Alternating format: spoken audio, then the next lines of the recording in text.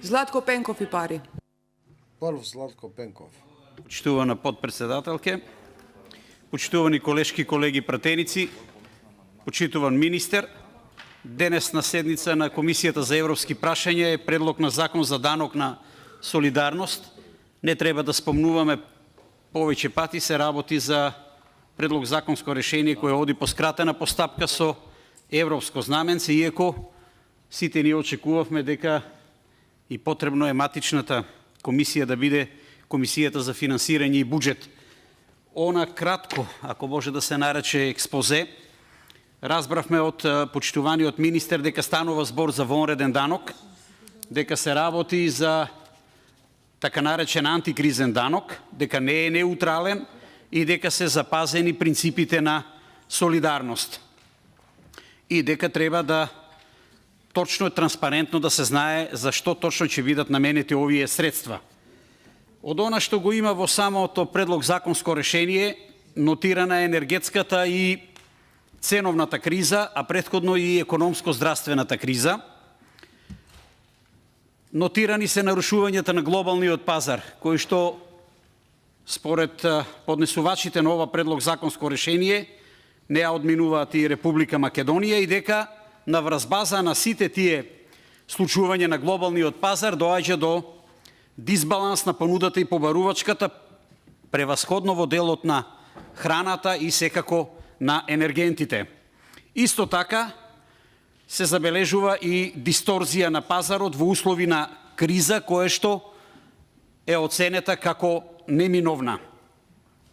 Сите ние присутни овде и целиот македонски народ, граѓаните на Република Македонија знаат како се справи нашата влада со сите овие предизвици и затоа од ден на ден состојбата е се полоша и полоша. Од друга страна, владата на Република Македонија креираше еден невероватно буџетско решение од 5,3 милиарди евра и се испостави дека недостигаат парични средства. Се повикуваме на европската легислатива, каде што таму оваа криза донесе повеќе решенија, меѓутоа на различен начин од овие решенија кои што сега ни ги предлага нас владата.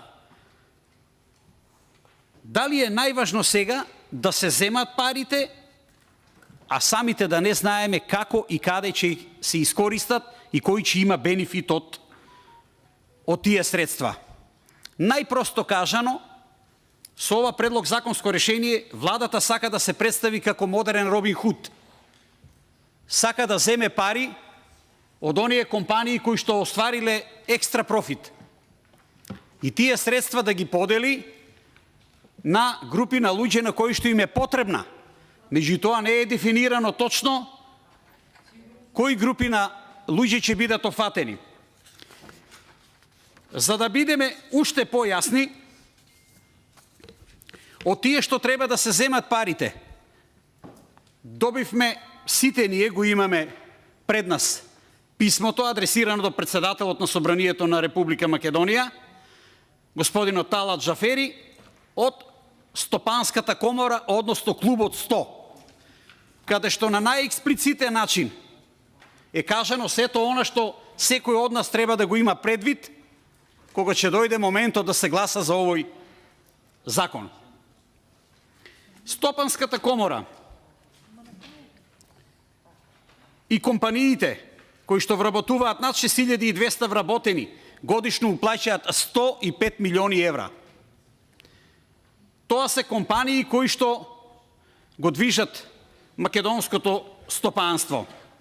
Во 2022 година уплатите на даноците се за 15% повисоки од 2021 година или за околу 14 милиони евра.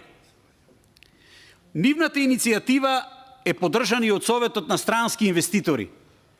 Ве молам да бидеме исклучително внимателни. Советот на странски инвеститори кои што смета дека повторното пуштање на ова предлог законско решение со наводно европско знаменце ќе представува само обид за манипулирање со редовните собраниски процедури за носење на законите и злоупотреба на европското знаме.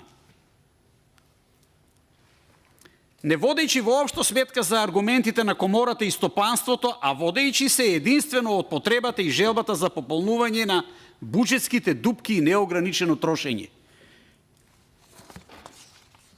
Подпишани се председателот на Стопанската комора, господинот Бранко Азески, главниот извршен директор и председател на Управниот одбор на Комерцијална банка Хари Костов, председателот на Управниот одбор на МАК Петрол Андрије Јосифовски, председател на Управен одбор и генерален директор на Алколоид магистар Живко Мукаетов, генералниот директор на ИГМ Трейд Илија Гечев и председател на Управен одбор на Брако групација професор доктор Кочо Анджушев.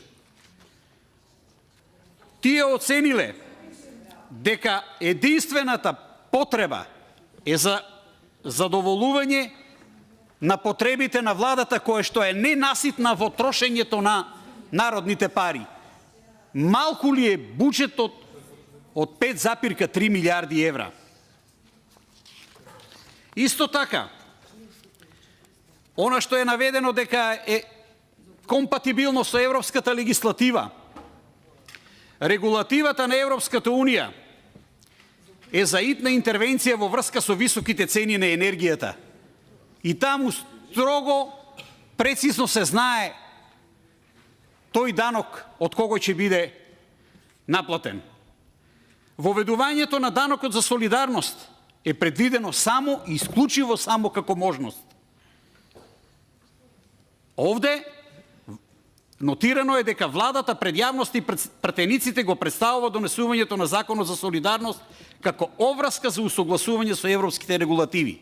Значи, оваа групација оценува дека владата не ја зборува вистината.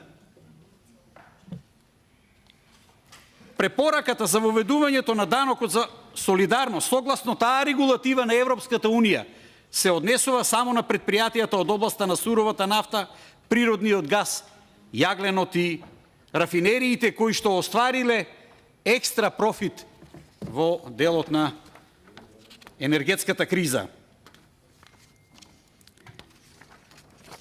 Она што е многу значајно да се каже, дека Стопанската комора е комплетно против и ќе ги употреби сите можности кои стоат на располагање.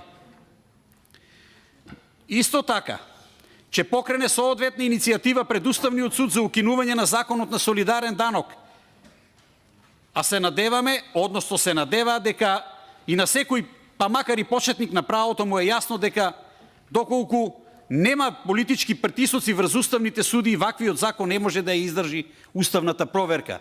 Значи и на представниците на најмоćните компании во државата им е сосема јасно спрегата власт и судство. Околу онаа теза која што деновиве се врти дека компаниите кои што користеле државна помош сега не сакаат да возвратат, тоа не е точно. Сите ние знаеме дека тие компании се редовни плаќачи на данокот и го полнат буџетот.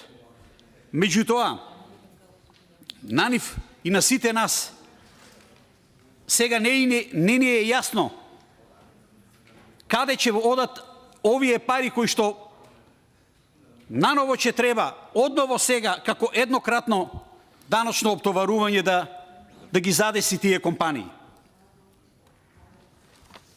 Исто така, се вели во нивното обраќање дека постои опасност некои битни компании, гледајќи го начинот на работа на владата, да најдат начин да ги преселат своите капацитети во други држави, каде што не се ни помислува да имаме зафаќање на ваков начин. Она што мене ми остави посебен впечаток е дека освен мој ДДВ и скенирај фискални сметки, не видовме никаква политика. И тоа директно обраќање до подпредседателот на владата. Какви се тие економски политики, каде што представниците на најмоćните компании оценуваат дека нема политики економски кои што ќе донесат развој? Какви се тие политики? Ова ли е делот од тие политики на владата? Зафаќање од оние компании кои што редовно плаќаат данок. Без при тоа да се знае каде ќе бидат употребени тие пари, знаејќи ја ненаситноста во трошењето на наредните пари на нашата влада. Ненаситност. Се работи за огромни суми на пари. Не случајно спомнав буџетски средства, 5,3 милиарди евра тежи овогодинешниот буџет.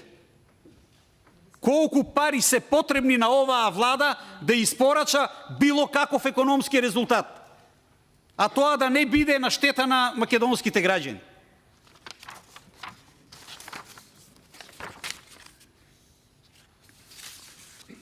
Се поставува прашањето, наречениот солидарен данок, дали владата троши солидарно, дали ние знаеме каде одат парите? Јас мислам дека одговорот сите го знаеме овде. Дека се работи за едно расипништво кое што не е видено на овие простори. Затоа ве молам, уште еднаш, размислете добро каква порака испраќаме до оние компании кои што го полнат буџетот. Дали е ова исправно, дали треба да се подржи или треба да се одбие? Ви благодарам.